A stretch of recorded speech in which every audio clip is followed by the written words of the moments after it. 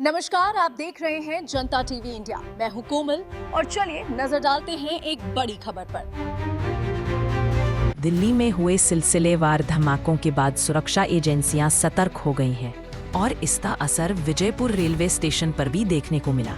मंगलवार को Vijaypur railway station पर पुलिस अधिकारियों और रेलवे कर्मचारियों ने मिलकर सघन सर्च ऑपरेशन चलाया। डिटेक्टर और डॉग स्क्वाड की मदद से यात्रियों के बैग्स और ट्रेन के हर डिब्बे की बारीकी से जांच की गई। वरिष्ठ पुलिस अधिकारी मौके पर मौजूद रहे और पूरे ऑपरेशन की निगरानी की। पुलिस का कहना है कि यह कार्रवाई जनता की सुरक्षा सुनिश्चित करने के लिए की जा रही है। फिलहाल स्टेशन पर सुरक्षा के पुख्ता इंतजाम किए गए हैं। अगर आपको कोई भी संदिग्ध वस्तु या गतिविधि दिखाई दे तो तुरंत पुलिस को सूचित करें। इसी के साथ इस वक्त की बड़ी खबर में बस इतना ही।